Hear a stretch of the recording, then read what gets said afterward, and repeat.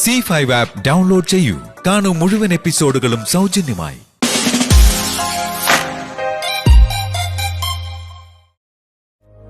അമ്മേ, മോളെ, ആഹാ കൊള്ളാലോ. അമ്മ ആളാകെ മാറിപ്പോയിന്ന് രചന പറഞ്ഞപ്പോ ഇത്ര സുന്ദരിയാവുന്ന് ഞാൻ വിചാരിച്ചില്ല. മതി മതി, എന്നെ ഒരുപാടങ്ങ് പുകഴ്ത്തി എന്റെ മോള് കഷ്ടപ്പെടണ്ട. മോളെ, പുതിയ വീട്ടിലെ താമസമൊക്കെ എങ്ങനെയുണ്ട്? കൊഴപ്പൊന്നുമില്ല അമ്മ. ആ ഹരിയേട്ടൻ വന്നു. രണ്ടാൾക്ക് ഞാൻ ഫുഡൊക്കെ ഉണ്ടാക്കി കൊടുത്തു. ഇനിയിപ്പോ ഏട്ടനെയും ഏട്ടത്തിയമ്മയായിട്ട് കാണുന്നതിലൊന്നും വലിയ വിലക്കൊന്നുമില്ലല്ലോ അല്ലേ? ഇല്ല. പിന്നെ ജയലാലിന്റെ അമ്മ വിളിക്കും മറ്റു ചെയ്തായിരുന്നോ? ഇതുവരെ വിളിച്ചിട്ടില്ല. ഏത് നിമിഷവും കടന്നു വരുമെന്നുള്ള ഭയത്തിലാ ഞങ്ങൾ.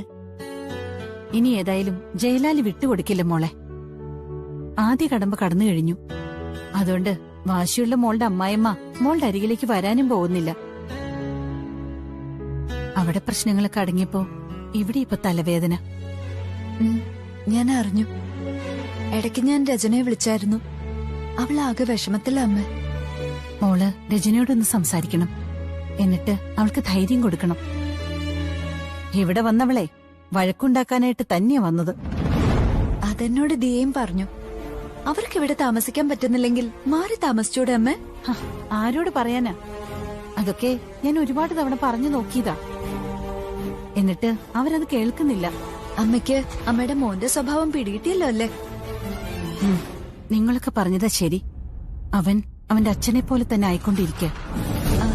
രചന വേണമെങ്കിൽ ഞങ്ങൾ കൊണ്ടുപോയി ഞങ്ങളുടെ വീട്ടിൽ നിർത്താം അമ്മ. അതൊന്നും വേണ്ട മോളെ. ജയലാലും മോളും കൂടി താമസിക്കുന്നിടത്ത് രജനി നിർത്തുന്നതൊക്കെ മോശമല്ലേ? ജയലാല് എല്ലാം സമ്മതിക്കുന്നുണ്ടെങ്കിലും നമ്മൾ മുതലെടുക്കാൻ പാടില്ല. അവള് ഫ്രണ്ട്സിനൊപ്പം താമസിച്ചോണ്ടിരുന്നത്. അതുകൊണ്ട് നിക്കക്കള്ളി ഇല്ലാതെ വന്ന അവൾ അവിടേക്ക് തന്നെ മാറും. അതെനിക്കറിയാം മോളെ. അതുകൊണ്ട് അങ്ങനെ മാറാതിരിക്കാനാണ് ഞാൻ ശ്രമിക്കുന്നത്. പക്ഷെ എത്രത്തോളം അത് വിജയിക്കുമെന്ന് അറിയില്ല. അച്ഛൻ പിന്നെ വിളിക്കോ വരുമോ മറ്റോ ചെയ്തായിരുന്നോ? ഏയ് ഇല്ല. അയാൾ എന്തിനാ വിളിക്കുന്നത്? രചന പറഞ്ഞോണ്ടാ ഞാൻ അയാളെ കോടതി കയറ്റാതിരുന്നേ. വേണ്ടമ്മേ, ഇനി കേസും വഴക്കൊന്നും വേണ്ട. അച്ഛനെ എല്ലാവർക്കും മനസ്സിലായല്ലോ. എല്ലാവർക്കും മനസ്സിലായി. ഇവിടുത്തെ മരുമോൾ കൊഴിച്ച് എല്ലാവർക്കും. അവളിപ്പോഴും ചോദിക്കുന്നത് മോളുടെ അച്ഛൻ ചെയ്തത് അത്ര വലിയ തെറ്റാണോന്നാ. ഇന്നത്തെ കാലത്ത് ആണുങ്ങൾക്ക് അങ്ങനെയൊക്കെ തെറ്റു പറ്റൂന്നാ അവള് പറയുന്നത്. അപ്പൊ അവള് അച്ഛന്റെ സൈഡാണല്ലേ? അവള് അങ്ങനെ ഒരു കൾച്ചറിൽ വളർന്ന പെൺകുട്ടിയെ മോളെ. അതുകൊണ്ട് തന്നെയാ ഇവിടെ നിന്ന് അലമ്പുണ്ടാക്കുന്നത്. അത് ചിലപ്പോ അവളുടെ അമ്മായച്ചന്റെ ഉപദേശം കൊണ്ടായിരിക്കും. അയാളായിരിക്കും അവളോട് പറഞ്ഞത് ഇവിടെ വന്ന് പരമാവധി അടിയുണ്ടാക്കാൻ.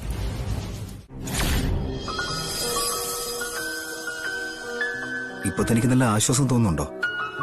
അതിനോടൊപ്പം തന്നെ ഭയവും ഉണ്ട്. അമ്മ എപ്പോഴെങ്ങോട്ട് ഓടിക്കയറി വരുന്നെന്ന് പറയാൻ പറ്റില്ല. വാശി തലയ്ക്ക് പിടിച്ചു കഴിഞ്ഞാൽ പിന്നെ അമ്മ ഒരിക്കലും കീഴടങ്ങില്ല. അത് തനിക്ക് നന്നായിട്ട് അറിയാലോ.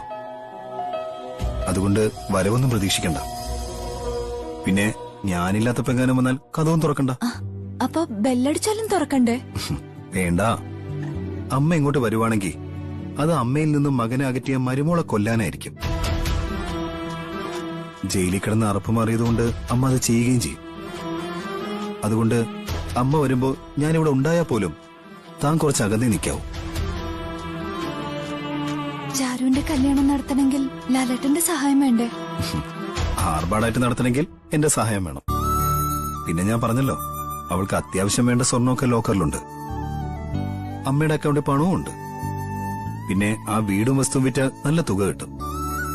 അതുകൊണ്ട് അവളുടെ കല്യാണം നടത്തിയിട്ട് വേണമെങ്കിൽ അമ്മയ്ക്ക് ചെറിയൊരു വീട്ടിലേക്ക് മാറാം. അങ്ങനെ അമ്മ താഴേക്ക് പോകണമെന്ന് എനിക്ക് ആഗ്രഹമില്ല. പിന്നെ ഈ പറഞ്ഞ പോലെ പിടിവാശി അതേപോലെ തുടരുവാണെങ്കിൽ അങ്ങനെയൊക്കെ ചെയ്തെന്ന് വരും. രണ്ടാൺമക്കളും വീട്ടിൽ നിന്ന് മാറിപ്പോയി. അച്ഛനും പടിയിറങ്ങിപ്പോയി. ഇനിയെങ്കിലും അമ്മയ്ക്കും ചാരുവിനും ഒക്കെ ഒന്ന് മാറിക്കൂടല്ലോ അല്ലേട്ടാ? അങ്ങനെ മാറണേക്ക് ഏട്ടത്തിയുടെ അമ്മയൊക്കെ പറയുന്ന പോലെ അമ്മ നല്ലൊരു ഡോക്ടറെ കാണണം, മരുന്നും കഴിക്കണം. അല്ലാതെ ഇനിയിപ്പോ അമ്മയെ മാറ്റിയെടുക്കാൻ മറ്റു മാർഗങ്ങളൊന്നുമില്ല. അമ്മയ്ക്ക് എന്ത് സഹായം വേണമെങ്കിലും ചെയ്യാൻ ഞങ്ങൾ മക്കൾ തയ്യാറാണ്. അമ്മ വെറുതെ ഇരുന്നാ മതി. മാസാമാസം നല്ലൊരു തുക അമ്മയുടെ കയ്യിലെത്തും. പകരം ഞാനും ഹരിയേട്ടനൊക്കെ ആവശ്യപ്പെടുന്നത് ഞങ്ങളെ ജീവിക്കാനൊന്ന് അനുവദിക്കണമെന്ന് മാത്രമാണ്. എനിക്കിതില്ലാത്തതുകൊണ്ടാ ഞാൻ പോകാതിരുന്നത്. എരുമേലി വരെ ബുള്ളറ്റിൽ പോവും, പിന്നെ കാൽനടയായി കാട്ടിലൂടെ പോകുന്നാ പറഞ്ഞത്. അതെന്താ പെട്ടെന്ന് അങ്ങനെ തോന്നാനുള്ള കാരണം ചേച്ചിനെ. ഞാനോ? ആ, ചേച്ചി അല്ലാതെ വേറെ ആരും ഇപ്പോൾ അണ്ണന്റെ മനസ്സിലില്ലല്ലോ. പിന്നെ ചേച്ചിയുടെ അമ്മയും പറഞ്ഞു കഴിഞ്ഞു. എന്ത് പറഞ്ഞു? അല്ല, ഇനി മുതല് ചേച്ചിയെ കാണുന്നതിനോ സംസാരിക്കുന്നതിനോ ഒരു തടസ്സവും ഇല്ലെന്ന്. അതിന് ഒന്ന് പോ ചേച്ചി. ചേച്ചി ഇങ്ങനെയൊക്കെ ചോദിച്ചാ ഞാൻ എന്താ പറയണ്ടത്? ഏതായാലും അണ്ണനും മൊത്തത്തിലൊന്ന് മാറണമെന്നൊക്കെ ഉണ്ട്. അത് ചേച്ചിയായിട്ട് ഒന്നിച്ച് ജീവിക്കാൻ തന്നെയാ. ദേ, ഇങ്ങനൊന്നും പാടിക്കൊണ്ട് നടക്കരുത് കേട്ടോ. ഞാൻ അങ്ങനെ ഒരു കാര്യത്തെ പറ്റി ചിന്തിച്ചിട്ടേ ഇല്ല. അയ്യോ, അവസാനം അണ്ണൻ എല്ലാവരുടെയും സമ്മർദ്ദം കൊണ്ട് മാറി വരുമ്പോ അണ്ണനെ നിരാശപ്പെടുത്തരുത് കേട്ടോ. ഞാൻ പറഞ്ഞു നിന്റെ അണ്ണനോട് ഓരോന്ന് കേറി മോഹിക്കാൻ. എന്റെ ചേച്ചി, ആ രചന കാരണം അണ്ണനെ കാണാൻ പറ്റാതായപ്പോ ചേച്ചി അനുഭവിച്ച പിരിമുറുക്കം എത്രയാണെന്ന് എനിക്കറിയാം. രണ്ടാൾക്കും അതുണ്ടായിരുന്നു. അല്ല, ഇനിയിപ്പോ അത് ഇല്ലെന്ന് പറഞ്ഞു കഴിഞ്ഞാലും അതാരും വിശ്വസിക്കാൻ പോകുന്നില്ല. എടാ, അതെ, എല്ലാം മറന്നിട്ട് നല്ലൊരു ജീവിതം നയിക്കാൻ നോക്കിയ ശത്രുക്കൾ ആ നിമിഷം വെട്ടി വീഴ്ത്തുന്നല്ലേ നിന്റെ അണ്ണൻ തന്നെ പറഞ്ഞിട്ടുള്ളത്. അതൊക്കെ ശരിയാ ചേച്ചി. നിങ്ങൾ ഒരുമിച്ചതിന് ശേഷം ഈ നാട്ടിൽ നിന്ന് മാറി നിന്നാ മതി, പിന്നെ ഒരു കുഴപ്പമില്ല. നിന്റെ അണ്ണൻ അങ്ങനെ ഭയന്ന് മാറി നിൽക്കോ? അണ്ണൻ അങ്ങനെ ഭയന്നൊന്നും മാറി നിൽക്കില്ല. പിന്നെ ചേച്ചിക്കും കൂടി അപകടം ഉണ്ടായെന്ന് കണ്ട ചിലപ്പോ അണ്ണൻ അങ്ങനെ ചെയ്തെന്ന് വരും. ഇപ്പോ അണ്ണന്റെ മനസ്സിൽ ചേച്ചി മാത്രമേ ഉള്ളൂ. ഏതു നേരവും ഉറങ്ങാതെ കിടന്ന് സ്വപ്നം കാണുന്നത് കാണാം. അല്ലെങ്കിൽ ഇതുവരെ ശബരിമലയ്ക്ക് പോകാത്ത ആള് ഇപ്പൊ പോവും. 4-5 ദിവസം മാലയിട്ട് വ്രതം എടുത്താ പോയിരിക്കുന്നത്. ചെരുപ്പിടാതെ എന്നും രാവിലെ അമ്പലത്തിൽ പോകുമായിരുന്നു. അതല്ലേ വിളിക്കാതെയൊക്കെ ഇരുന്നത്. ഏതായാലും അങ്ങനെ ഒരു തീരുമാനം എടുത്തതില് ഞാൻ സന്തോഷം അറിയിച്ചതായിട്ട് പറഞ്ഞേക്ക്. അതങ്ങ് നേരിട്ടങ്ങ് വിളിച്ചു പറഞ്ഞാ പോരെ? വിളിച്ചിട്ട് എടുക്കണ്ടേ? കാട്ടിന്റെ അകത്തുകൂടി നടക്കുകയല്ലേ ചേച്ചി, ചിലപ്പോ റേഞ്ച് കാണത്തില്ല. ഓ, ഇപ്പൊ ശബരിമലയിലൊക്കെ നല്ല റേഞ്ചാ. അവിടെ പോകുന്നവരൊക്കെ എല്ലാരും വിളിക്കുന്നുണ്ട്. ഏതായാലും ഞാൻ വിളിക്കുമ്പോ പറഞ്ഞേക്കാം. അല്ല, അയ്യപ്പ സ്വാമിയെ കണ്ടതിന് ശേഷമോ തിരിച്ചു വിളിക്കുമെന്ന് എനിക്കറിയത്തില്ല. ചേച്ചി വിളിച്ചു കഴിയുമ്പോഴേ ചിലപ്പോ മനസ്സ് മാറിപ്പോവും, ഒന്ന് പേറിപ്പോവും. ഇപ്പൊ ഭക്തിയോട് കൂടിയല്ലേ പോയിരിക്കുന്നത്. ആയി, ഇനി ഞാൻ ഈ വീട്ടിലുള്ളവർക്ക് വേണ്ടി മരിക്കാൻ പോലും തയ്യാറാ. ഷടാ, എന്താ നിനക്കൊക്കെ പറ്റിയെന്ന് മനസ്സിലാവുന്നില്ലല്ലോ. അത് മനസ്സിലാക്കി തരേണ്ട കാര്യമൊന്നും എനിക്കില്ല. ഇയാൾ എന്തിനാ ഇപ്പൊ ഇങ്ങോട്ട് വന്നേ? അല്ല, ദീപയുടെ അമ്മയും അനിയത്തിയൊക്കെ താമസിക്കുന്ന വീടല്ലേ ഇത്? പിന്നെ ആ പയ്യന്റെ കല്യാണം കഴിഞ്ഞൊന്നും കേട്ടു. അതുകൊണ്ട് എല്ലാവരും ഒന്ന് കാണാൻ വേണ്ടി വന്നതാ. അപ്പോഴല്ലേ ഒരിക്കലും കാണാൻ പാടില്ലാത്ത നിന്നെ ഇവിടെ കണ്ടത്. ഇനി എപ്പ വന്നാലും ഞാൻ ഇവിടെ തന്നെ കാണും. എന്താ മോളെ? ഇയാള് കാര്യം ഒന്ന് സംസാരിക്കായിരുന്നു. എല്ലാരെയും കാണാൻ വന്നതാണെന്ന്. എന്റെ മോളും മരുമോനും നിന്റെ അമ്മായിമ്മയുടെ വീട്ടിൽ നിന്ന് പുറത്തു വന്നല്ലോ. പിന്നെ നിനക്കെന്താ ഇവിടെ കാര്യം? ഞാൻ ദീപയെ ഒരുപാട് ദ്രോഹിച്ചിട്ടുണ്ട്. അതിന് മാപ്പ് പറയാൻ വേണ്ടി വന്നതാ. മാപ്പൊന്നും പറയണ്ട. ഇനിയെങ്കിലും താൻ നന്നായിട്ട് ജീവിച്ചാ മതി.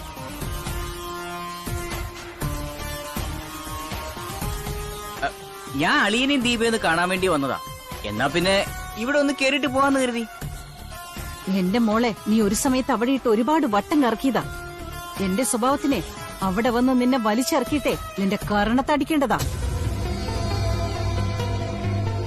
പിന്നെ ഞാനത് ചെയ്യാതിരുന്നതേ ജയലാലിനെ ഓർത്തിട്ടാ. അങ്ങനെയാണെങ്കിൽ ആദ്യം അളിയന്റെ അമ്മയ്ക്കല്ലേ അടി കൊടുക്കേണ്ടത്? ആ, അവർക്ക് 2 തല്ലിന്റെ കുറവുണ്ട്. ദീപയെ മൂത്ത മരുമകളെ പോലെ ആയിരുന്നെങ്കിലേ അതവരെരന്ന് വാങ്ങിയേനെ. അല്ല, ആരായത് മനസ്സിലായില്ലല്ലോ. ഓ, ഇതാണോ മരുമോള്? അതെ. ഇനിയിപ്പോ കൂടുതൽ പരിചയപ്പെടാനൊന്നും നിൽക്കണ്ട. നിന്നിന്റെ പാട് നോക്കി പോ. അല്ല, അത് കണ്ട സ്ഥിതിക്ക് പോവാനല്ലേ തന്നോട് പറഞ്ഞതാ. ഓ, ശരി. അതെ, എവിടെ പോവാ? അല്ല, വീട്ടിലേക്ക് വന്ന ഒരാളെ ഞങ്ങളാരും ഇങ്ങനെ ഇൻസൾട്ട് ചെയ്ത് വിടാറില്ല. പോയോ അവൻ? നിനക്ക് പറ്റിയ കമ്പനിയാ. ഓ, അതുകൊണ്ട് തന്നെയാ ഞാൻ സംസാരിച്ചോണ്ട് നിന്നെ. വീട്ടിലേക്ക് വരുന്ന ഒരാളെ ആക്ഷേപിച്ചു വിടേണ്ട ഒരു കാര്യം എനിക്കില്ല. പ്രത്യേകിച്ച് എന്നെ കാണാൻ വന്ന ഒരാളെ. അവനൊരു ഫ്രോഡാ. അയാള് പറഞ്ഞതേ നീയാണ് നമ്പർ 1 ഫ്രോഡെന്നാ. സ്വഭാവം കൊള്ളാത്ത ആരെയും ഞാൻ എന്റെ വീടിന്റെ അകത്ത് കയറ്റി താമസിപ്പിക്കാറില്ല. ഹാ, അതെനിക്ക് വന്നപ്പോഴേ മനസ്സിലായി. അയാള് ചോദിച്ചതേ ചോദിക്കേണ്ട കാര്യങ്ങൾ തന്നെയാ. നിങ്ങളുടെ മൂത്ത മോളെ ചതിച്ചത് ഇവളല്ലേ? അങ്ങനെയുള്ള ഒരുത്തിയെ ഇവിടെ കയറ്റി താമസിപ്പിച്ച ആരായാലും വിമർശിക്കും. ചെയ്തത് തെറ്റാണെന്ന് മുഖത്ത് നോക്കി പറയും. രജനി എന്തുകൊണ്ട് തെറ്റ് ചെയ്തുവെന്ന് എനിക്ക് ബോധ്യപ്പെട്ട് കഴിഞ്ഞു. അവളുടെ ഭാഗത്തെ ന്യായവും മനസ്സിലായി. ഇനി അതേപ്പറ്റി നീ കൂടുതൽ സംസാരിക്കണ്ട. നിങ്ങളും നിങ്ങളുടെ മക്കളും ഇവളും ഒക്കെ കണക്കാ. നിങ്ങളുടെ മോള് കല്യാണം കഴിച്ചൊരു വീട്ടിൽ ചെന്നല്ലോ, എന്നിട്ട് എന്താ ചെയ്തത്?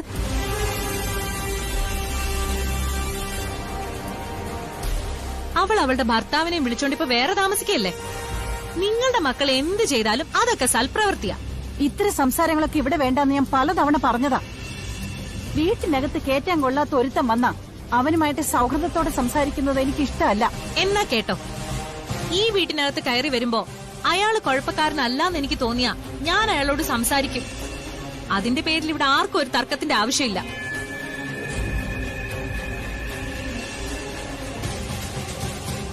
വഴക്കുണ്ടാക്കാൻ തന്നെ അമ്മേ നയനയുടെ പുറപ്പാട്. അമ്മ ടെൻഷൻ ആവണ്ട. പ്രേമൻ ഇവിടേക്ക് ഇനിയും കയറി വരുവാണെങ്കിൽ അവനെ ഒതുക്കാൻ ഒരാളുണ്ട്. ജഗനെ ഒന്ന് വിളിച്ചു പറഞ്ഞാ മതി, അതോടെ അവന്റെ പണി തീർന്നോളൂ. അതൊന്നും വേണ്ട മോളെ. പ്രേമൻ ഒരു കഴിവ് കെട്ടവനാ. ഇവിടെ വന്നപ്പോ എന്തെങ്കിലും ഒരു ന്യൂസ് കിട്ടിയ അത്രയായില്ലേ, അതിനാ അവൻ വന്നത്. ഇപ്പൊ അവന് മനസ്സിലായി അവന്റെ കൈ പിടിക്കാൻ ഒരാളുണ്ടെന്ന്. അതുകൊണ്ട് ഇനി അവൻ വരും അമ്മേ. അത് ഒഴിവാക്കാനാ ജഗന്റെ സഹായം തേടണമെന്ന് ഞാൻ പറഞ്ഞത്. തൽക്കാലം ഒന്നും വേണ്ട മോളെ. ഏതായാലും അവൻ വന്നതുകൊണ്ട് മോളിവിടെ ഉണ്ടെന്ന് മനസ്സിലായല്ലോ. നമുക്ക് ദേഷ്യമുള്ളവനാണെന്ന് അറിയാവുന്നതുകൊണ്ട് തന്നെയാ നയൻ അവന്റെ പിന്നാലെ പോയത് സംസാരിക്കാൻ. എന്നാ പിന്നെ പോയിട്ട് വരാം. ഇന്ന് രാത്രി ഇങ്ങ് വരില്ലേ? ഉറപ്പില്ല, പരമാവധി രാത്രി തന്നെ വരാൻ നോക്കാം. മൊബൈല്. ആ എന്നാ ശരി. ഇതെന്തു പോക്കാ? വിഗ് വെക്കുന്നില്ലേ? അയ്യോ ശരിയാണല്ലോ, നീ അത് പോയി എടുത്തോണ്ട് വാ. ഛേ,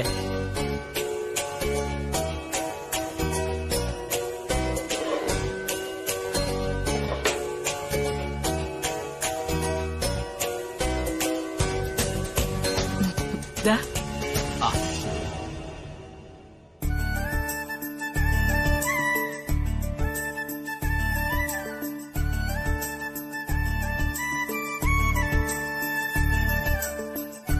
ഇപ്പൊ എങ്ങനുണ്ട്? നല്ല വ്യത്യാസമുണ്ട്. ആ ചീപ്പതാ. അങ്ങനെ പെട്ടെന്ന് ആരും ഗംഗേട്ടൻ പറയുന്നത് പോലെ തിരിച്ചറിയില്ല. പക്ഷെ മക്കളെ കണ്ടാ തിരിച്ചറിയും. ആ അത് ശരിയാ. എന്നാലും ദൂരക്കാഴ്ചക്ക് ചിലപ്പോ പിടികിട്ടിയെന്ന് വരത്തില്ല. അപ്പൊ ശരി, ഞാൻ ഇറങ്ങട്ടെ.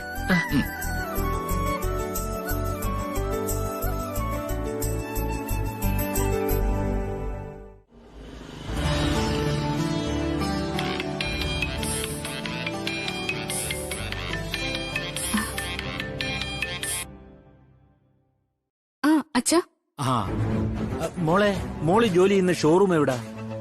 അച്ഛൻ ഇപ്പൊ എവിടെ എത്തി? ഞാന് കുറവൻകോണത്ത് ഇറങ്ങിയിട്ട് നടക്കുക. അവിടുത്തെ മരപ്പാലം വഴി ഇങ്ങ് വന്നാ മതി അച്ഛാ. എടി മരപ്പാലത്ത് എവിടാ മോളെ? അയ്യോ, അവിടെ വന്നിട്ട് RG മോട്ടോഴ്സ് എവിടെയാണെന്ന് ചോദിച്ചാ ആര് പറഞ്ഞു തരും? RG മോട്ടോഴ്സോ? ഹലോ ഹലോ അച്ഛാ. അയ്യോ മോളെ, ഞാനങ്ങോട്ട് വരുന്നില്ല. ഞാൻ ഈ ഫർണിച്ചർ കടയുടെ അവിടെ നിൽക്കാം. മോൾ ഇങ്ങോട്ട് വന്നാ മതി. അതെന്താ അച്ഛാ ഇങ്ങോട്ട് വന്നാല്? എന്റെ മോളെ, നീ ഞാൻ പറയുന്ന ഒന്ന് കേക്ക്. തിരുവനന്തപുരത്ത് ഒരു കാർ ഷോറൂമിൽ ജോലി കിട്ടിയെന്നും പറഞ്ഞാ നീ പോയത്, അല്ലാതെ വേറെ ഒന്നും നീ പറഞ്ഞില്ലല്ലോ. ഇപ്പൊ എനിക്ക് നല്ല സംശയമുണ്ട്, നീ അപകടം പിടിച്ച സ്ഥലത്തോട്ടാണോ പോയെന്ന്. എന്തപകടം? ഞാൻ ഇവിടെ നിൽക്കാൻ, നീ ഇങ്ങോട്ട് വരാൻ നോക്ക്. ഞാനിവിടെ കുറവൻകോണത്തുനിന്ന് വരുന്ന വഴി SK ഫർണിച്ചർ ഗാലറിയുടെ മുമ്പിൽ നിൽക്കുക. ആ ശരി ശരി അച്ഛാ.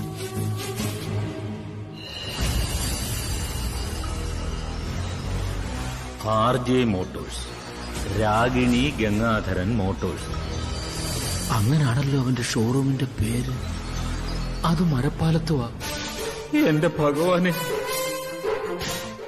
Good morning madam. Good morning. എനിക്കൊന്ന് അത്യാവശ്യമായിട്ട് പുറത്തു പോണം. ഒരു ഫ്രണ്ട് വന്നിട്ടുണ്ട്. ലാൽ സാർ ഇവിടെ ജോയിൻ ചെയ്തപ്പോഴേ പറഞ്ഞതാ, ജോലി സമയത്ത് ആവശ്യമില്ലാതെ പുറത്തേക്കൊന്നും പോരുതെന്ന്. ഇപ്പൊ സാർ ഇവിടെ ഇല്ലല്ലോ, അതാ ഞാൻ മാഡത്തിനോട് ചോദിച്ചത്. നാട്ടിലുള്ള ഫ്രണ്ടാണോ? അതെ, കോട്ടയത്തുനിന്ന് വരിക. അങ്ങനെങ്കില് ആ ഫ്രണ്ടിനെ ഇങ്ങോട്ട് വിളിച്ചൂടെ? അല്ല, അത് പിന്നെ എന്തോ ഒരു പതർച്ച പോലെ. വല്ല ബോയ് ഫ്രണ്ടും ആണോ? അല്ല. ഹരിതയ്ക്ക് വിവാഹപ്രായമൊക്കെ ആയി. അതുകൊണ്ട് ചിലപ്പോ കെട്ടാൻ പോകുന്ന പയ്യനൊക്കെ അന്വേഷിച്ചു വരാനുള്ള സാധ്യതയൊക്കെ ഉണ്ട്. ഇതുവരെ വിവാഹത്തെ പറ്റിയൊന്നും ആലോചിച്ചിട്ടില്ല മാഡം. ആദ്യം സ്വന്തം കാലിൽ നിൽക്കണം, എന്നിട്ട് മതി വിവാഹമൊക്കെ. എല്ലാ പെൺകുട്ടികളുടെയും കാര്യം ഇതൊക്കെ തന്നെയാ. പിന്നെ നല്ലൊരു ബന്ധം ഒത്തുവരുമ്പോ നമ്മളൊക്കെ വീട്ടുകാരുടെ ആഗ്രഹത്തിന് നിന്ന് കൊടുക്കുകയും ചെയ്യും. എന്തായാലും എന്റെ വീട്ടിലാരും ഇതുവരെ വിവാഹത്തിന്റെ കാര്യം പറഞ്ഞ് എന്നെ നിർബന്ധിച്ചിട്ടില്ല. ഹരിത ഒറ്റ മോളല്ലേ? അതെ, അച്ഛനും അമ്മയ്ക്കും കൂടി ഞാൻ ഒറ്റ മോളാ. അച്ഛൻ എന്താ ജോലി? അച്ഛൻ മിലിറ്ററിയിലായിരുന്നു. ഒറ്റ മോളല്ലേ, അപ്പോ സാമ്പത്തികത്തിനൊന്നും വലിയ ബുദ്ധിമുട്ട് കാണില്ല.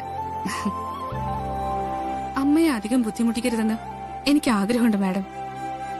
ലാലേട്ടൻ എന്നോട് പറഞ്ഞു ഹരിത കുറച്ച് വ്യക്തിത്വമുള്ള കൂട്ടത്തിലാണെന്ന്. ലാലേട്ടന്റെ അത്തരം നിഗമനങ്ങൾ തെറ്റാറില്ല. ഏതായാലും ഫ്രണ്ട് ഇപ്പൊ വെയിറ്റ് ചെയ്യായിരിക്കും, പോയി കണ്ടിട്ടോ. ഞാൻ വരുന്നതിന് മുന്നേ സാറ് വരുവാണെങ്കിൽ ഒന്ന് പറഞ്ഞേക്കണേ മാഡം. കൊഴപ്പില്ല, ആൾ അത്ര ചൂടനൊന്നുമല്ല, കാര്യം പറഞ്ഞാ മനസ്സിലാവും. ശരി, എന്നാ ഞാൻ പോയിട്ട് വരട്ടെ മാഡം. ശരി.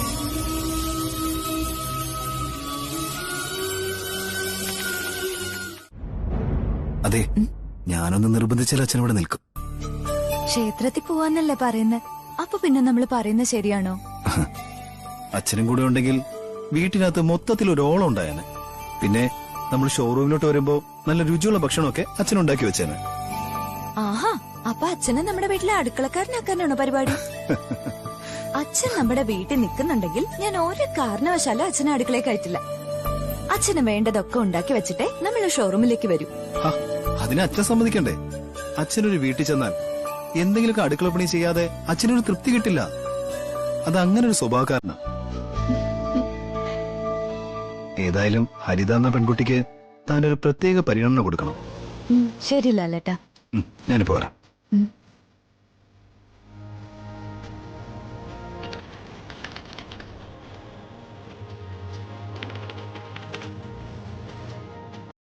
ആ, ഗംഗാധരൻ ഒരു കള്ളനാണെന്ന് ഞാൻ പറഞ്ഞു കൊടുക്കട്ടെ? ചെന്ന് പറഞ്ഞോട്, അപ്പൊ ഈ കഥയ്ക്ക് ഒരു അവസാനമാവുമല്ലോ. ദീപിച്ചു വരുന്നു. ആഹാ, അച്ഛൻ ഇവിടെ വന്ന് സംസാരിച്ചു നിൽക്കുവാണോ? ഹരിതമോളെ ഒന്ന് കണ്ടിട്ട് പാവുന്നു കരുതി. ആഹാ, എന്നാ പിന്നെ ഉച്ചയ്ക്ക് ഭക്ഷണം കഴിക്കാൻ അച്ഛനോടൊപ്പം ഹരിതയും കൂടെ വീട്ടിലേക്ക് വാ. അത് വേണ്ട ചേച്ചി, ഞാൻ ക്യാൻറ്റീനിൽ നിന്ന് കഴിച്ചോളാം. അച്ഛനിനി പ്രത്യേകിച്ച് പരിപാടിയൊന്നുമില്ലല്ലോ? പുറത്ത് 2-3 ആൾക്കാരെ ഒന്ന് കാണണം. ആ, എന്നാ പിന്നെ കണ്ടിട്ട് നേരെ അങ്ങ് വരണം. ശരി, എന്നാ പിന്നെ പോട്ടെ മോളെ. അല്ല, ഹരിതമോളുടെ കാര്യങ്ങളൊക്കെ ഒന്ന് നോക്കിക്കോണേ ദീപമോളെ. അതിനി അച്ഛൻ പ്രത്യേകിച്ച് പറയേണ്ട കാര്യമുണ്ടോ? എന്റെ അനിയത്തെ പോലെ ഞാൻ കൊണ്ടു നടന്നോളാം. അത് മതി.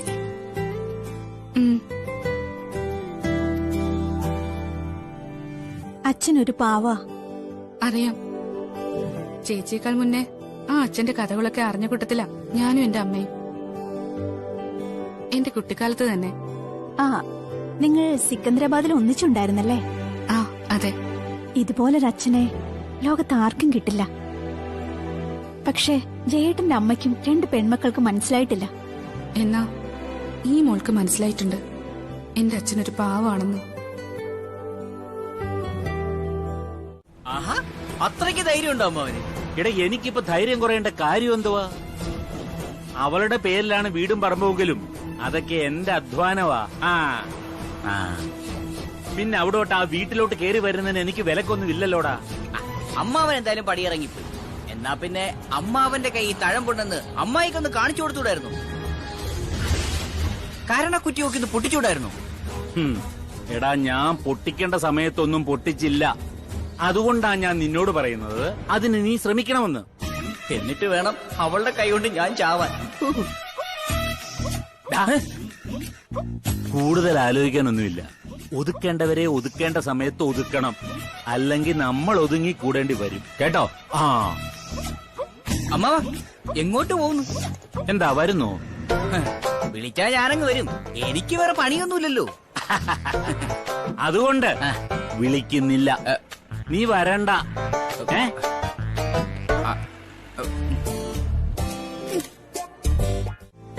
എങ്ങനെയുണ്ട് അച്ഛാ? നന്നായിട്ടുണ്ട് മോളെ. ഇത്രയും നാളെ അച്ഛനല്ലേ വെച്ച് വിളമ്പിക്കൊണ്ടിരുന്നത്. അതുകൊണ്ടാ പറഞ്ഞത് ഇനി ഇവിടെ നിൽക്കാൻ. അച്ഛന് നല്ല ഭക്ഷണം ഉണ്ടാക്കി തരണമെന്ന് ഇയാൾക്ക് നല്ല ആഗ്രഹമുണ്ട്. അതെ അച്ഛാ, കുറച്ച് ദിവസം കൂടി ഇവിടെ നിന്നിട്ട് പോയാ മതി. പറ്റില്ല മോളെ, എനിക്ക് പോയേ പറ്റൂ. അമ്പലത്തിൽ പോകാമെന്ന് പറഞ്ഞിട്ട് അത് മുടക്കുന്നത് ശരിയല്ലല്ലോ. ആ, അമ്പലങ്ങളിൽ പോകുന്ന ആളാണോ ഈ മീനൊക്കെ കഴിക്കുന്നത്? ഇന്നിനി ഏതായാലും അമ്പലത്തിൽ കയറത്തില്ല. നാളെ കുളിച്ചിട്ടേ കയറത്തുള്ളൂ. എന്തൊക്കെയോ കള്ളത്തരങ്ങളുണ്ടല്ലോ. ഒരു കൊള്ളത്തരവും ഇല്ല. ഞാൻ സത്യസന്ധമായിട്ടാ ജീവിക്കുന്നത്. എന്നും അങ്ങനെ തന്നെ ആയിരിക്കും. അതിനു മാറ്റമൊന്നുമില്ല. അച്ഛൻ പോയാ ഇനി എന്നാ വരുന്നത്? ഇടയ്ക്കിടയ്ക്ക് വരാം മോളെ. ഇനിയിപ്പോ ഇവിടേക്ക് വന്നാലും താമസിക്കാൻ ഒരു വീടുണ്ടല്ലോ. ഞാൻ പറഞ്ഞത് നിനക്ക് ഓർമ്മയുണ്ടല്ലോ, ഹരിതമോളുടെ കാര്യത്തില് ഒരു പ്രത്യേക ശ്രദ്ധ വേണം. അതിന് അച്ഛൻ പറയേണ്ട കാര്യമില്ല. ഹരിതയ്ക്ക് എന്തെങ്കിലും ബുദ്ധിമുട്ടുണ്ടെങ്കിൽ അത് ഇയാളോട് പറഞ്ഞോളൂ. ഞാൻ എന്റെ സ്വന്തം അനിയത്തെ പോലെ കണ്ടോളാം അച്ഛാ. ഇയാളിടയ്ക്ക് പറയുക ഹരിതയെ ഇവിടെ കൊണ്ടുവന്ന് താമസിപ്പിച്ചാലോ എന്ന്. ഞാനാ പറഞ്ഞത് അതൊന്നും വേണ്ടെന്ന്. ഇനിയിപ്പൊ താമസിപ്പിച്ചാലും കുഴപ്പമൊന്നുമില്ല. നിങ്ങളുടെ അനിയത്തിയായിട്ട് കണ്ടാ മതി. അല്ലെ, അത് വേണ്ട.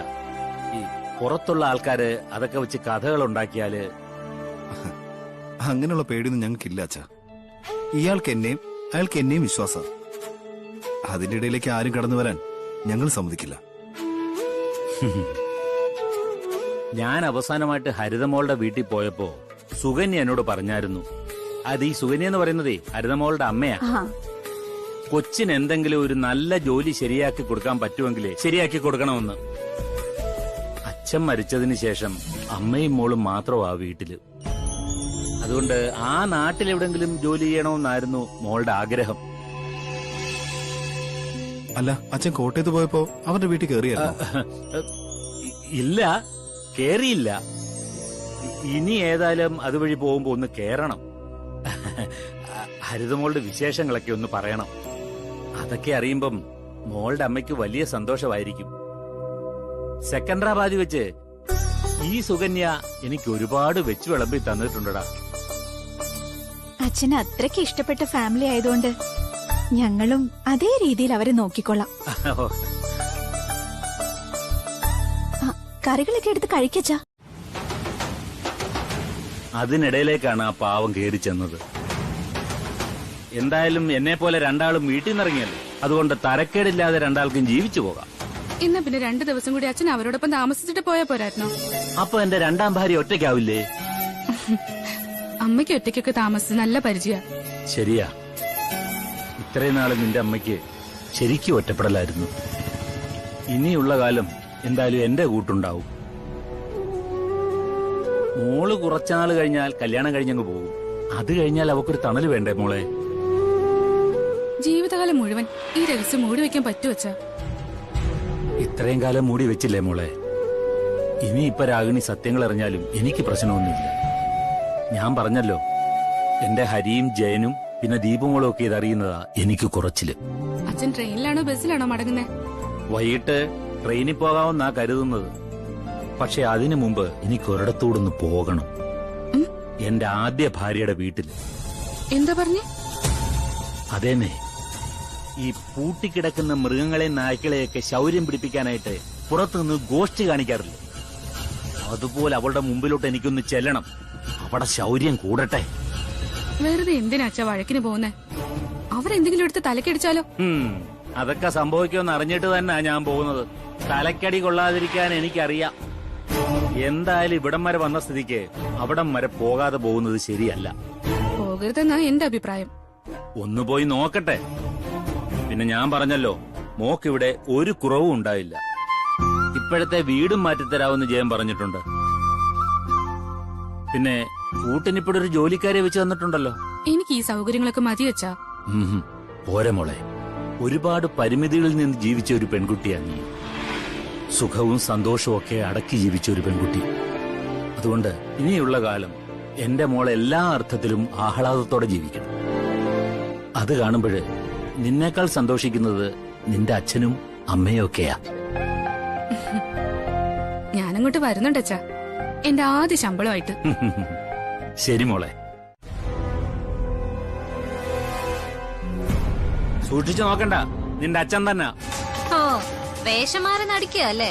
നിന്റെ അമ്മയ്ക്ക് മനസ്സിലായിരിക്കാൻ വേണ്ടിയാ ഞാൻ വിഗ്ഗൊക്കെ വെച്ച് നടന്നത്.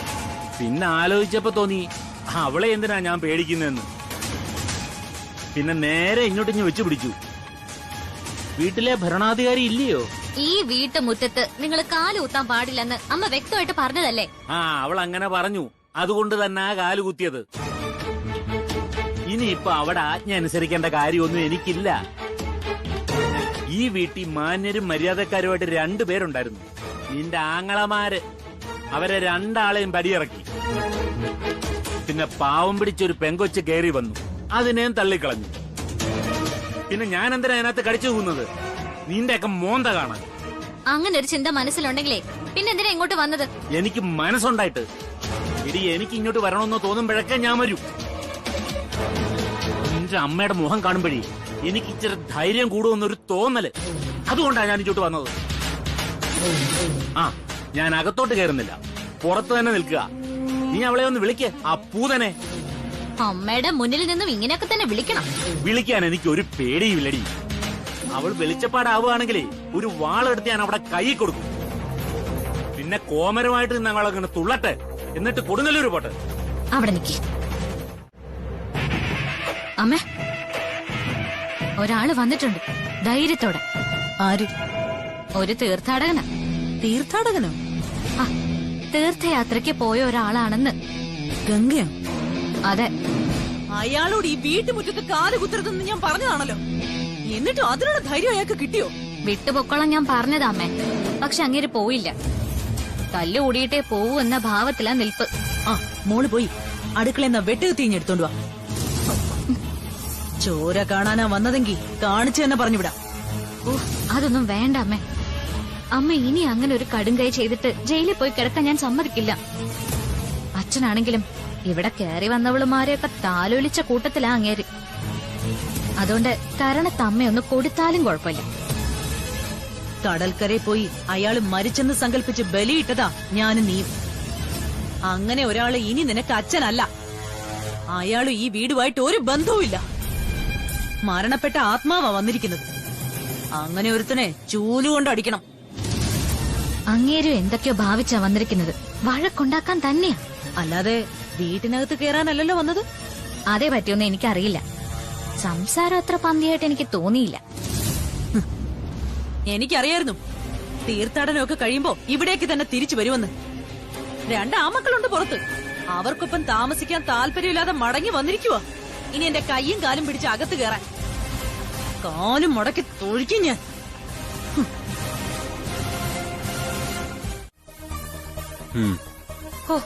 ഫുഡും കൊണ്ട് വന്നല്ലോ, ഭാഗ്യം. കൊണ്ടുവരാതെ പറ്റില്ലല്ലോ. ഓരോന്ന് വെട്ടിക്കണ്ടിച്ചിട്ട് ഓരോ കറി ഉണ്ടാക്കും. ഒരു കാശിന് കൊള്ളില്ല. അത് പറഞ്ഞാലോ എല്ലാം കൂടി എന്നെ വലിച്ചു കയറാൻ വരും. ഇതുപോലൊരു വീട് ഞാൻ കണ്ടിട്ടില്ല. കൾച്ചറില്ലാത്ത ആൾക്കാര്. ഇവിടുത്തെ ഫുഡ് ഇഷ്ടമല്ലെങ്കിൽ നമുക്ക് പുറത്തുപോയി കഴിക്കായിരുന്നു. ഇവിടെ വാങ്ങിച്ചോണ്ടൊന്ന് കഴിക്കണ്ടായിരുന്നു. എന്താ കഴിച്ചാല്? ഇവിടെ വാങ്ങിക്കൊണ്ടുവന്ന് തന്നെ കഴിക്കണം, എല്ലാവരുടെയും മുന്നിൽ വെച്ച്. നിങ്ങളുടെ അമ്മ ഉൾപ്പെടെ. നീ ഇതെടുത്ത് കഴിക്ക. ഞാൻ ഒറ്റയ്ക്ക് കഴിക്കാനോ? നമ്മൾ ഒന്നിച്ചാ കഴിക്കാൻ പോകുന്നത്. ഞാൻ പറഞ്ഞല്ലോ, അങ്ങനെ തോറ്റു കൊടുക്കാൻ ഞാൻ തയ്യാറല്ല. ഈ പോക്ക് ഇത് എങ്ങോട്ടാണെന്ന് ഞാൻ ആലോചിക്കുന്നത്. എന്തായാലും ഇതിനൊരു അവസാനം ഉണ്ടാവും. നിങ്ങളുടെ അമ്മയാണെങ്കിൽ എന്നെ വാശി കയറ്റിക്കൊണ്ടിരിക്കുക. വേറൊരുത്തിയാണെങ്കിൽ എന്തൊക്കെ സംഭവിച്ചാലും ഇവിടുന്ന് പോകുന്നില്ല. അവള് പോകാന്നൊക്കെ പറയുന്നുണ്ട്. ഇവിടെ ഉള്ളവരല്ലേ അതിന് സമ്മതിക്കാത്ത? അവള് പാട്ടും പാടി ഇവിടുന്ന് പൊയ്ക്കോളൂ. അതുപോലുള്ള സംഭവങ്ങൾ ഞാനിവിടെ ഉണ്ടാക്കിക്കോളാം. ഡൗൺലോഡ് ചെയ്യൂ C5 ആപ്പ്. കാണൂ എല്ലാ എപ്പിസോഡുകളും സൗജന്യമായി.